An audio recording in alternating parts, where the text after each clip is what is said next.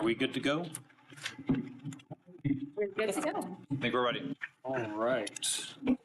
Call the meeting to order. It is July 15th, 2024 at 7 p.m. It looks like we have a quorum. I need to bang the gavel. I bet. Yep. All right. Time is 7:02 and 10 seconds. So go ahead and call the meeting to order. Did we have any public comments or anybody sign up for public comments tonight? So we'll get right into our regular items.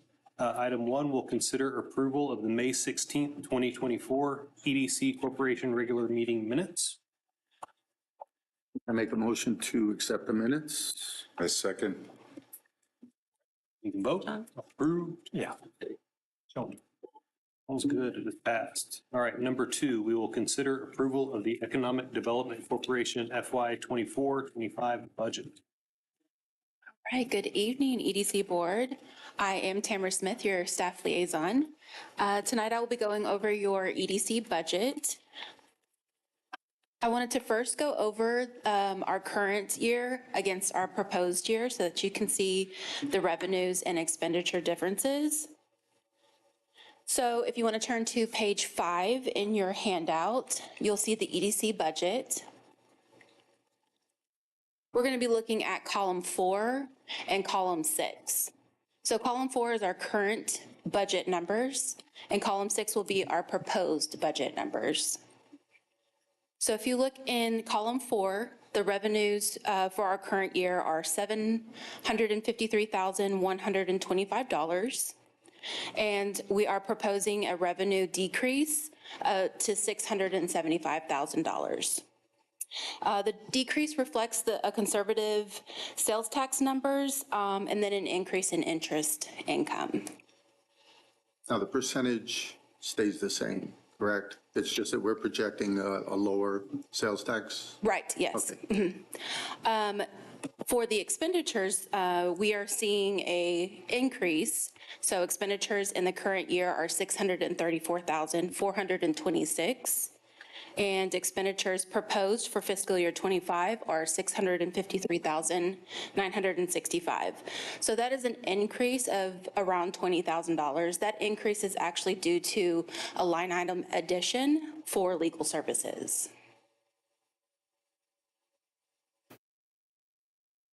Do I see at the bottom there where we're dropping a full-time employee? Does that affect our budget at all? So we didn't drop a full-time employee. It was 15% of the town managers. What we've done there is, I'll turn to the changes. So personnel expenses were allocated 15% for the town manager this current year. And then we decided that we were going to switch that to add 15% of the town manager, 15% of the assistant to the town manager, which is my position, and then an additional $10,000 for administrative services out of the transfer to general fund. We think that's a better use of our transparency to show that both of us utilize this account and we work with y'all the most as well as other staff. And so a transfer out to general fund isn't a better explanation. If we look back up at the revenues, we can see that miscellaneous revenues are not there for fiscal year 25. This miscellaneous revenues was for the payments to Trophy Table. Because we are not receiving them on a consistent basis, our auditors feel that this is more of a asset account. And then since assets are really not considered revenues, what will happen is it'll be allocated to a cash flow associated with the revenues and then represented as an asset on the balance sheet until payment is received. And so that is a zero, and we won't be utilizing that in the budget this year. If we go down to expenditures, we do see that we have the personnel expenses that have been taken out. That is now down at the bottom to the transfer to general fund. And then we also have the addition of the legal services line, which is $20,000. And that will help with anything that EDC has to do with our town attorney. Those expenses will be utilized for his services. We also have a additional professional outside services account. Remember, this year we're doing our small area plan. This is in addition to, if we decide to go any further with any other professional services, we want dollar amounts in there for you to do so. If you also look, the incentives program, we have separated that out. So we have incentive programs for $100,000, and then right below that is the Thrive Business Grant. So y'all allocated last year $300,000 to this program. We project $150,000 will be spent for the fiscal year 25. That additional 150 will be utilized in a different year. It's $300,000 altogether, but we feel that only 150 would be appropriate for fiscal year 25. So after looking at all of that and hearing the additional information, do y'all have any questions? I had a question on advertising. Sure. 22, 23, we spent significant amount, and then kind of, well, I guess 23 actual was lower. It kind of seems to go up and down pretty well. So is there a reason for that? I mean, it's... So our communication and marketing department, they actually utilize this line to get promotional items for EDC events. One of those is for the Alliance Development Forum. They will purchase some promotional items for that event to hand out to everyone. So this line is utilized for any promotional items, and since in prior years it was utilized more, and we only see that it's going to be utilized this much in fiscal year 25. The debt service, is that trophy table? Yeah, so that's the Series 2015 bond that was is a sales tax backed bond for the land that was purchased.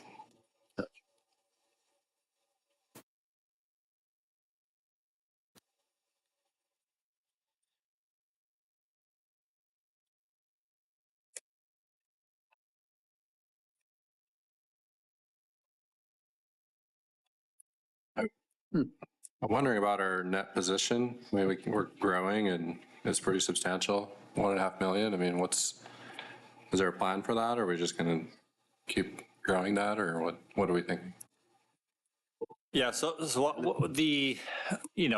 ultimately, I think with the small area plan, we will have some options as the things that we can do to be able to create some incentives with some of that money. So it's nice to have it, right? Because when the right project comes along and you have dry powder to be able to make that project happen for it. So I think holding on to it right now, knowing that we're going through the small area plan makes a lot of sense. Envisioning kind of what it is that might be the objectives that we're trying to achieve, ways that we can incentivize that to happen, and looking at some of the available funds that we have here to make that happen is kind of where I anticipate us having future conversations around that. So, Okay. Is it held in cash, or how is it? It is, yeah. Yeah. Mm-hmm. Yeah, and we'll grow that fund balance even in the current year, right? This is so because the budget includes in the current year we have like $300,000 set aside for incentives for businesses. We're not there won't be any incentives this year for it. Anything that we're doing right now is going to be looking at next fiscal year, beginning in October or later for that. And so automatically we have $300,000 that we aren't spending this year that will again drop to the bottom line, increase our fund balance in this particular fund, and will be there and available for us to be able to use at a future time. So I'm hoping with Thrive, happening, that we'll have an opportunity to spend some of those funds, on some projects. We've had great feedback. Correct, yeah. So, Have we? Great. Oh, very good, yeah. yes. Good. And also remember that the budget for next year, in addition to your fund balance, right, which is a large dollar amount that you would want to use for a large project, we still have $100,000 in smaller funds that would be available should the right project come along that you wanted to do in a smaller capacity. And that one you don't even have to do a budget amendment for it to be able to do. You just have to, so we did set aside $100,000 just in case we do find a project on the smaller scale to be able to move forward immediately with that. The incentive programs. Correct, yeah, just the $100,000 generally in there, yeah. I guess I was thinking on the cash balance, if there's anything, with debt service or advertising or any, is there ways to kind of put that money to work outside of just holding a big kind of cash position, but Yeah, and you bring up an excellent point, which is, should we think about the idea of retiring some of the debt early with that, saving ourselves the interest costs for it? And I would say we'll know more when we get to the small area plan. So at that point, if we do that and we find, opportunities for the projects that don't include us having to outlay, a large amount of money, and you kind of don't foresee anything on the horizon to be able to use that for, I think some of that to be able to retire some of the debt would make some sense. We do have that debt for, I'm trying to remember how long that one was. April, do you happen to remember?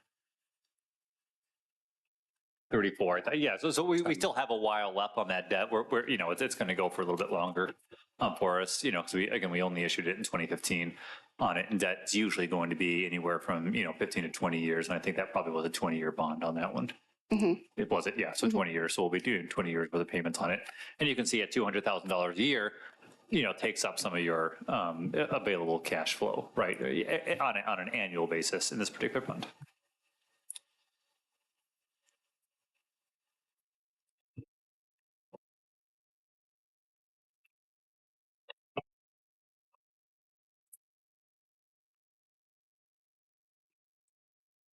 Any other burning questions?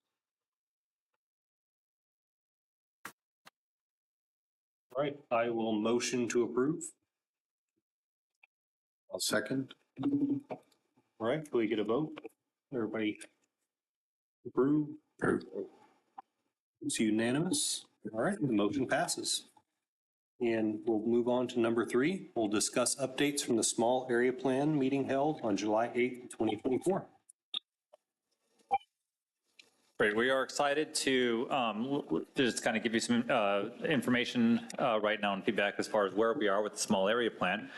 We were able to meet with McAdams on July 8th. That was our first meeting with them. We met with the subcommittee as well, members from the Economic Development Board. So actually, here in a minute, I'll be asking them to just kind of share their impressions and some feedback from the meeting, but I wanted to cover at a high level what it was that we did with McAdam. And this was our kickoff meeting with them, right? So this was the purpose of the meeting really was to start to get together, identify, calendar issues, what documents they needed from the town for us to be able to begin producing, right? They want lots of records, surveys, plats, things like that of all the different properties that are involved, names of property owners. And so we are working through the process of gathering that information for them, putting it into a special portal area where they can go ahead and access that information and use it as they develop the small area plan concept. So we went through those items. Then we really had a conversation about kind of big picture, right? So what are our key objectives? What do we want to achieve? What are the opportunities that we have? What do we know about the surrounding area around it that will impact some of these decisions? We talked about the parking restrictions that are in place over there on the asphalt lot that the Economic Development Corporation owns next to HG Supply. And then we talked about the idea of trying to create a project vision statement, right? We're trying to create an area that has a personality to it, has a sense of place and an identity to it. So we started to talk about, from a vision perspective, what's the vision, right? What do we want that to be for that? And so even tonight, for a little bit from the board itself, I'd welcome a conversation around some of the elements of what you would want to see in that vision part of it, because one of our homework assignments on the staff side is to start working through that vision statement to begin to kind of set the groundwork for how it is that the development pattern can reflect the vision moving forward for this corridor here on Trophywood. So we did that part of it. We kind of just went through ways that we are planning on reaching out to the community and best practices and when and where and how we begin to engage the community around this conversation. Things like focus groups and or surveys and how it is that we wanted to kind of see that framed up. Now, obviously, we have not finalized those details yet, but McAdam started to kind of collect from us some of the expectations around the public input part and how it is that we wanted to engage our residents through this process. So with that that was kind of the big picture. That's kind of generally what we covered during our meeting. It lasted for probably about 2 hours or so with it, but Mr. Ryback, Mr. Longo were both present there in the meeting with us, and I just invite them to kind of share their impressions of it. And then also, I again, would welcome any conversation that we have about, from a vision perspective, kind of what it is that we would, kind of thinking through a vision statement for that area. What would you expect to see as it comes to the development on Trophywood? So. Sure. You go. Mr. Sick.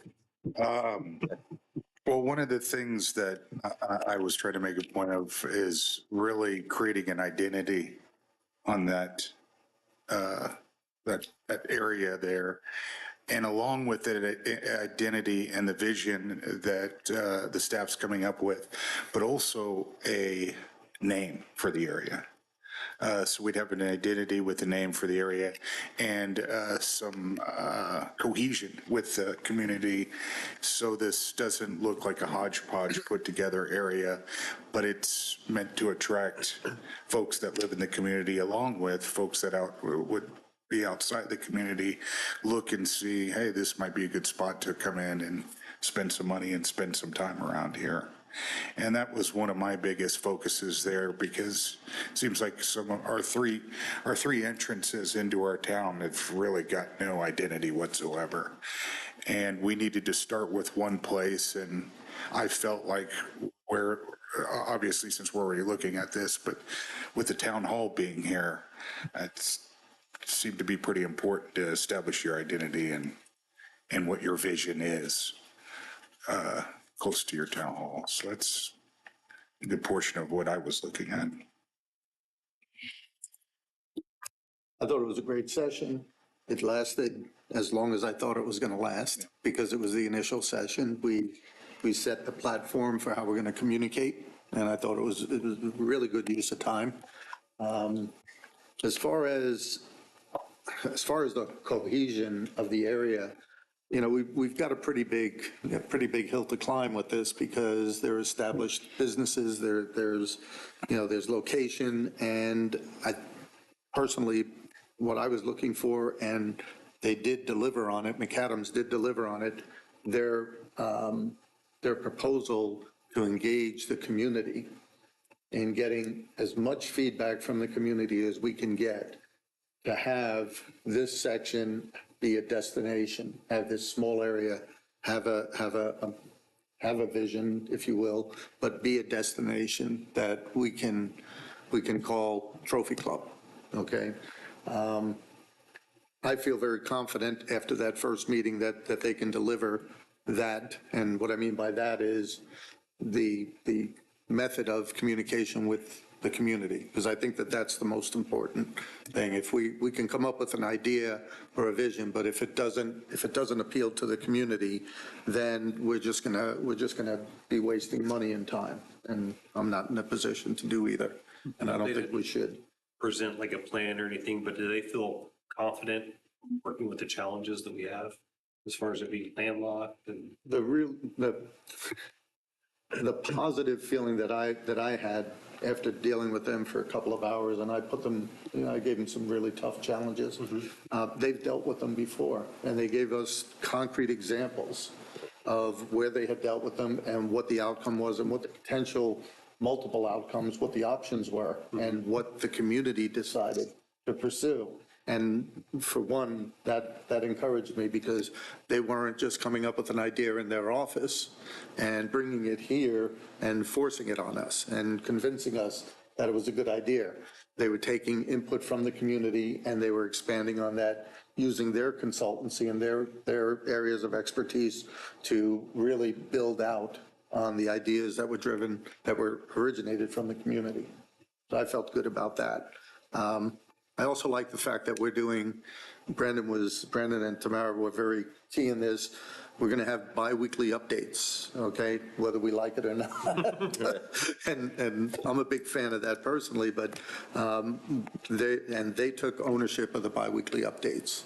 So there'll be a communication, whether it be a face-to-face or a Zoom, just to be very efficient about it. And I think that's needed in something like this.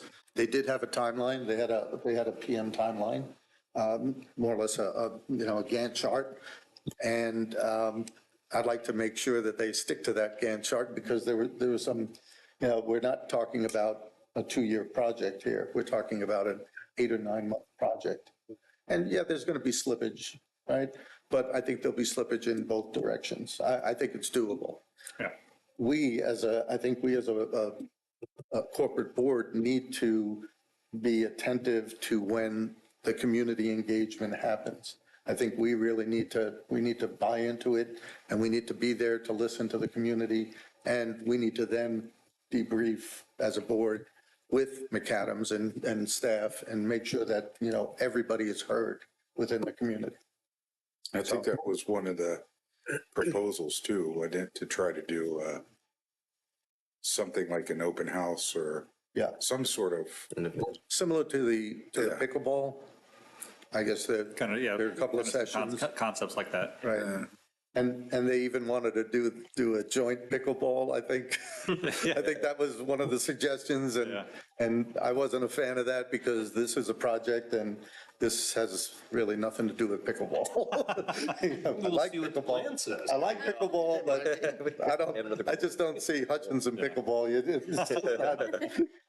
I'd rather not see that. But Some barbecue, man. It's yeah, that. chicken and pickles, yeah, it's barbecue and pickles, yeah. Yeah, one thing that I'll just emphasize real quick was that both John and Joe, during the conversation, really wanted to make sure that this board received regular updates of the small area plan, the meeting minutes and things like that. And so we did work through a plan with them to make sure that as we go through, meeting minutes will always be produced, then we will be providing those meeting minutes to you, as well as each meeting that we have going forward, we'll be putting this on the agenda where we just real quick have an update, verbally talk through some of the, questions or upcoming items, just making sure that this board remains engaged in the process. I'll tell you right now that in talking with the town council, that they are fully expecting this board to work its magic on making sure that we do this right. So making sure that your eyes are on it, you have plenty of time to review it, that we're working with the public and things like that. The council really wants this board to have the ownership for this small area plan as we move through it. And so when we get to the council level, all of this work will have already been completed, and then they can review that with the community, right? As opposed to having to then reinitiate versions of community input and making sure that things are thought through carefully, and having to kind of send things back and work with it a lot at that level. And so my goal and Tamara's goal in working with all of you is to do just that, is to make sure that at this level that we get through the review, the community inputs, that it's well thought through, it's well organized, and that ultimately we're going to produce something that is doable, right? It's buildable. It's got a market opportunity for us to do, and that we then can begin to put out there to the community to do it. Because when you put a package together that says, here's what we're looking for specifically, here's what we know about the market and its acceptance of this plan, developers are then ready to say, let's start having real conversations about ways to do that. And some of them will get there and some of them won't in the middle of those conversations, but they're willing to sit down and actually have the serious conversations about what it is they can bring to your community and how they build it out. And just to spin off of that a little bit, once the town's strategic plan is approved by council, then if you look at enhancing business, I think we need to jump right on that as a board. And I would look forward to that. Any update as to when it's going to be presented to the council? End of September. End of September, okay. So we've got some time. Good. I encourage you all, if you haven't seen the proposal, particularly about the business, maybe get a look at it. Yeah. Good, yeah. Give input now. In regards to the public engagement, I guess, are you guys still working on a strategy for that or timing, or have we worked through any details yet? Or, I would caution against, just kind of a open, like, hey, what do you guys want, community? But, maybe a few options to show or, to walk through and stuff like that. We talked about different methodology. Yeah. What works, what doesn't work, and, Okay. what we knew. In fact, John and I gave a lot of input as to what we know about our community and our taxpayers. Yeah. And how to most effectively get to them. Hopefully, we'll get to as many as possible. But McAdams is pretty good at this, and Okay. that encouraged me because we don't have to create this. Right, Okay? yeah. So they already have a methodology, and they're just going to put it in place with our fine tuning. So we're probably a few months out from that. I would say 2 or 3. We're probably, No. we were talking about right after vacation session, time. yeah.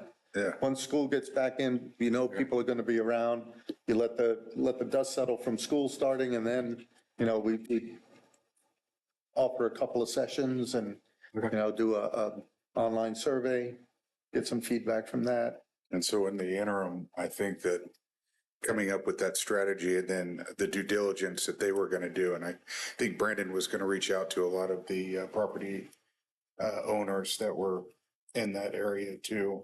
So we're moving forward, even though we're waiting to get to that little part right there in view. Connected with it. We don't want the property owners or the business owners to find out about this after the fact. It's, it's encouraging to get them involved early on. Right. Yep, yeah, our goal and a strategy is that we are going to be trying to meet with each of the property owners, over the next month and a half. That's our goal, is to identify who they are, get in front of them, have a conversation about what it is we're trying to achieve, right? About the impact that looks like for their business, ultimately getting their ideas about what's been going on with that property. Have they ever tried to sell it? What happened when they did? What were the conditions like when they bought the property? What are they seeing today from a maintenance perspective on it, right? And upkeep. What are they seeing from traffic flow issues, from people coming to the area? What would they like to have to enhance their business? All those ideas generated from the stakeholder inputs. And that is in addition to then the public input that we do, right? So then we start to invite the public in and say, okay, now, we'd like to try and do that. And we talked about strategies like we have open houses. Obviously, we have, our outgoing communications, doing that in all the different towns' channels, possibly having online open house, survey work as well, so surveys to go out. And then we talked about ways that the Economic Development Corporation can help, target people as well through your channels of additional people to get involved with it, because it tends to be when we do public engagement activities, we'll see the same, 30, 40 people at a lot of those. We'd love to be able to see new people, different people. Part of that is inviting some of your circles into those meetings and having them participate on that, and hopefully that they would bring someone into those circles as well for that. So as we kind of get closer, we'll be trying to figure out ways to broaden the list. And I think that's where the idea of pickleball came up. It was like, well, maybe we'll go to the pickleball thing and get pickleball people to talk about economic development, on it. But just other creative ways to find people where they are and be able to engage with them on their ideas for how this area can be activated for it. And you have to kind of ask in different ways. It takes a process, right? Because if you just ask people, well, what do you want to see here? They're going to start to get kind of the standard economic development type of answers, right? I want to see HEB. I'd love to have a Costco. A Cheesecake Factory would be great, and you kind of get those answers. That's not what we're looking for. It's not that level of specificity, right? We're trying to look for, how do we activate this area correctly? How do people want to be able to use this space for it? And how do they see it kind of interacting with both public space and commercial space coming together? And being a place where people want to live, work, and just be here for a while. Yeah, I'm curious to know what comes of all the surveys Yeah. and information we get, because I can see, there are some people who they want the circus in the backyard, and there's some people who just want strict tax revenue. And, I guess it's our job to help steer that ship once it takes off, because I can imagine we're going to get a lot of input. But and McAdams is here to help us, run with that as well. Yeah. And I'm super excited. I missed the presentation. Did they? That's what I was going to say, is the presentation just expanded my mind as to, I was not even expecting what possibilities there were until I actually saw that presentation. That's when I was like, whoa, okay. Was that put on the website at all? Did I miss that? Did they give us a presentation, or they just show it to us? They showed us. Yeah, I was going to say, I think We didn't have, it wasn't a handout or anything. It was more of just, PowerPoint slides. yeah, they had some charts up. Yeah. Their Gantt chart was up, and then they did a Post-it sticky, and they got some information from us and wrote it down on that. And that's what they took back to their.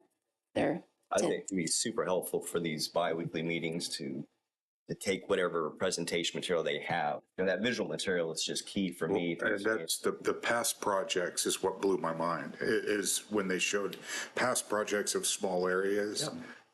That just changed the whole ballgame. Yeah, their proposal is I pretty mean, it's like, outstanding. wow, we could have that. I mean, Yeah. I'd love to see I those think what they're examples. saying is at your future meeting. and it might have been, I don't know, I did not see, but was it not in the packet prior to I think the question is when we're having our meetings with McAdams, our regular, every 2 weeks, if they have a packet of materials that they're showing us, if we can get a copy of those and share it with the board as well, and I'm sure that would be fine. Because they'll have deliverables like schematic. Correct. Yeah, I don't see any issues with that. Well, We can add them. This initial kickoff meeting was really the foundation and methods of how we're going to communicate. They did have the Gantt chart, okay?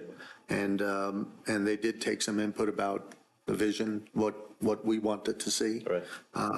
And then they bounced that back to staff to say, you all come up with the vision and we're gonna wordsmith it. We're gonna fine tune it, as we move forward. That's not the end all, one Right. pass at it. Oh, yeah. But I think moving forward, at least my expectation is that we're going to see some more substantive, results from them. Okay, as opposed to, hey, this is the format it's going to take. Right. And so, yeah, moving forward, I think we'll have much more to report on. Yeah. It's like the more we can feed them, the more they're going to produce for us. Yep. And if the board has any additional, suggestions as to way that we can reach out to the community, we'll give them to staff. Did you talk about social media at all? I'm sure you did. On social media. Social media marketing strategy, I guess, or? Well, we talked a little bit about that, and, we all decided that John was going to do the TikTok. Nice. No. John and I were going to dance it out, That'll be it. That'll get a lot of views. So my daughter will be the only. But we did talk about kind of the particularly from the city standpoint, right?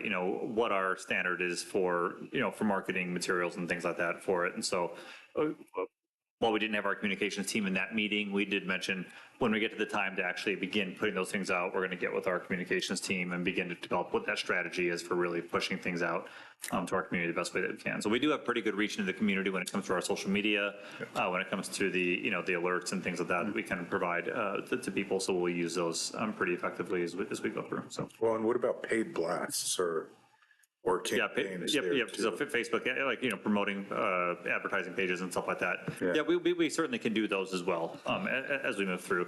Our goal here will be to try and reach Trophy Club residents, right? And that's where our reach is already usually pretty good. With it, we don't usually have to boost it a whole lot to be able to. If you start to boost it too much, you start to go actually outside that area with it. But we do have ways of making sure that we can kind of get to our community, our networks here and do that. So.